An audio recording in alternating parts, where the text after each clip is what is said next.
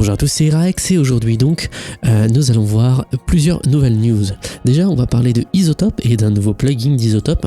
On va parler de Presonus qui a ajouté un peu de plus de sa gamme Eris Pro, ainsi que Mackie qui a annoncé 3 nouvelles choses. On va parler aussi d'un plugin que moi j'attends, le Fader Hub de Blue Cat Audio. Et ensuite on va parler aussi de SE électronique, et ça dans la partie audio. Dans la partie vidéo, nous allons juste nous contenter du Nikon Z6 Mark III, sûrement des ajouts, ainsi que pareil le Sony ZEV10. C'est encore pas trop connu, mais enfin en tout cas pas confirmé, et on va voir un peu cette confirmation plus tard. Alors déjà, on va parler d'un truc qui va peut-être vous intéresser. Le plugin ne coûte que 30 €, donc c'est, on va dire, la fourchette basse d'un plugin, et c'est le VAE d'Isotope. Donc le VEA, autant pour moi, le VEA d'Isotope. Donc le VEA, en fait, est un plugin qui va booster votre signal audio de manière automatique par l'IA. Si ça marche aussi bien que les autres plugins, genre Neutron, etc., c'est de la merde. Pour les avoir testés plusieurs fois, j'ai jamais réussi à trouver de réglage qui convient. Là, j'ai regardé un peu la vidéo d'annonce.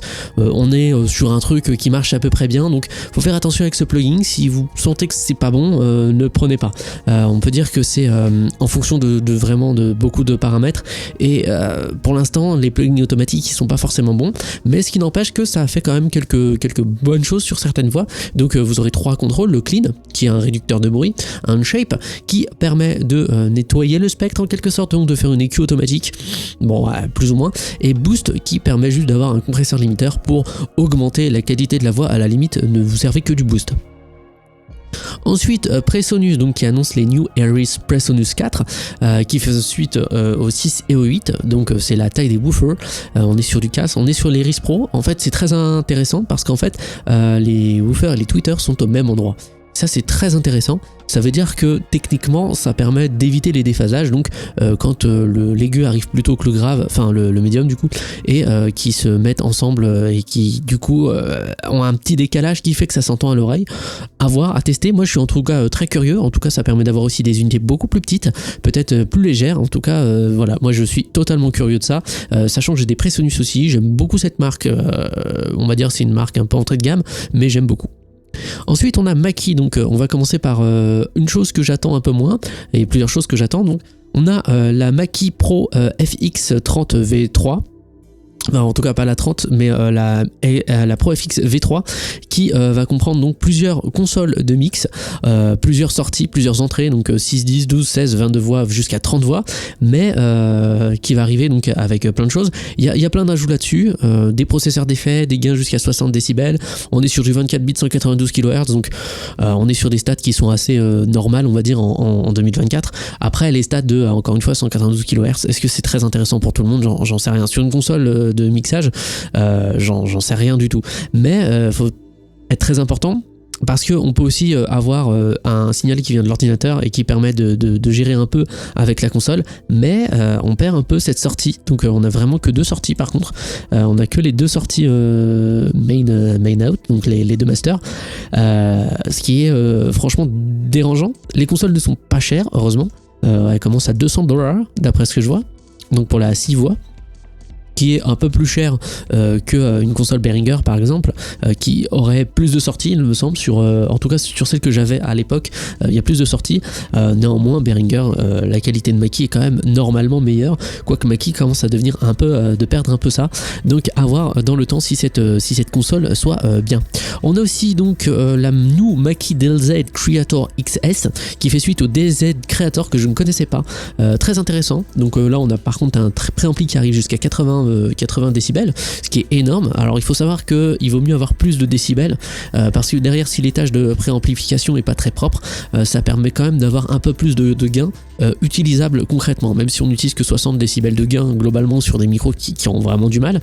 Ça permet d'avoir, si on le met à fond, on risque d'avoir trop de bruit par rapport au signal, et donc c'est mieux d'avoir une course plus grande qu'on n'utilise qu'à moitié.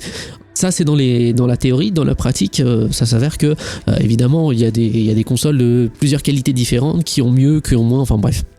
En tout cas là 80 décibels de gain, c'est censé être super bien. Il y a aussi un mode, donc comme sur sa précédente, la DLZ Creator, un mode de bonne qualité, d'un mode easy, un mode pro et un mode handset. C'est super intéressant. Je connaissais pas du tout cette console, je vais la mettre un peu dans la boucle de test et je vous invite à aller voir cette console, donc la Mackie DLZ Creator XS. Et moi en tout cas ça me semble très intéressant. Elle est au prix de $500.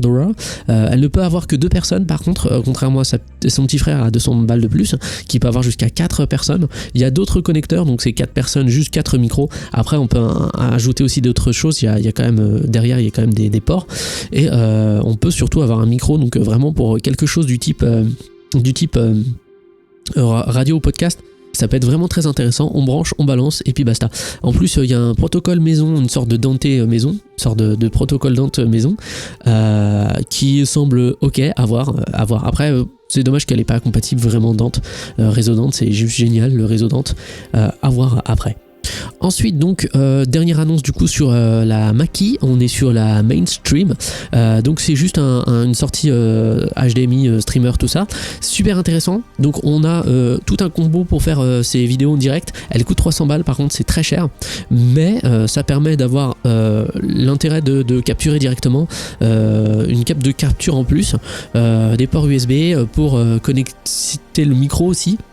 Une entrée passe-trou, des sorties jack, des entrées jack, enfin vraiment il y a tout en fait, tout très petit, très très restreint, donc moi je trouve ça vachement cool comme truc. Je vois qu'il y a beaucoup plus de HDMI qui arrive, donc pour capturer déjà en HDMI c'est vraiment très sympa. Voilà, après ça vous dispense d'acheter chez le concurrent, on en a 300 € pour ça, j'ai envie de dire.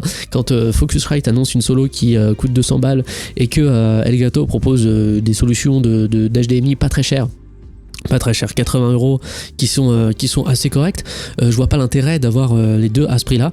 Franchement, à 100 € de moins il aurait été un banger, peut-être 50 € même moins, à 250 € je pense que ça aurait été génial.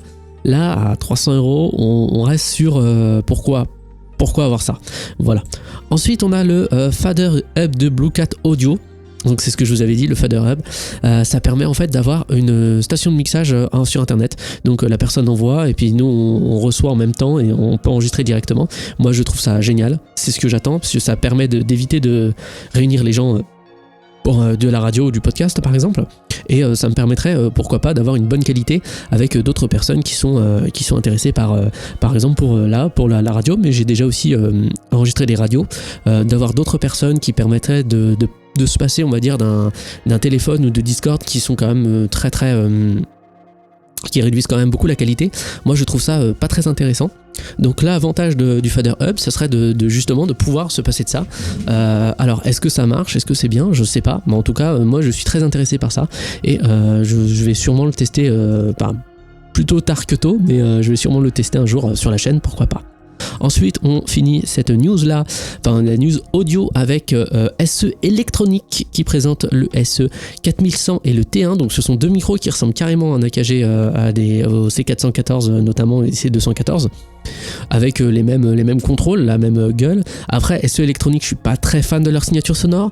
Je préférerais partir sur un SC14, même s'il est vendu moins 200, enfin deux fois moins cher.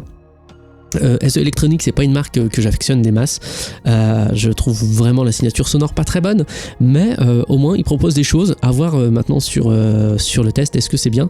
En tout cas j'ai écouté leur vidéo d'introduction, la qualité audio laisse un peu à désirer, la voix sature énormément, enfin bref il y a plein de petits problèmes, notamment dans les graves, j'ai pas compris, peut-être que ça a été mal fait, ou peut-être que c'était un choix artistique. Néanmoins ça me donne pas vraiment confiance sur ces micros là, à tester néanmoins, parce que ça se trouve un petit réglage mal fait, ça pouvait tout détruire. Et je vous souhaite en tout cas à 444 € l'unité. Donc on est sur on va dire une moyenne de gamme qui est pas trop déconnant, à voir vraiment la qualité du produit encore une fois. Ensuite, on a donc des rumeurs sur les derniers Nikon. Alors là, pour tout ce qui est objectif vidéo, etc., j'ai pas trouvé grand chose, malheureusement. Alors on est sur des Nikon Z6 Mark III, etc. Peut-être qu'ils vont arriver. en tout cas d'après ce que j'ai compris. Je vais vous tenir informé des nouveautés et de quelles nouveautés ce sera. Et pareil pour les Sony E10 ZV E10 Mark II, avoir des nouveautés, j'en sais rien et j'espère que ça va être confirmé bientôt. Donc voilà, sur le 20 janvier sur Expresso Tech, notre review audiovisuel tech. C'était Erex et j'espère que vous serez là la prochaine fois. Ciao.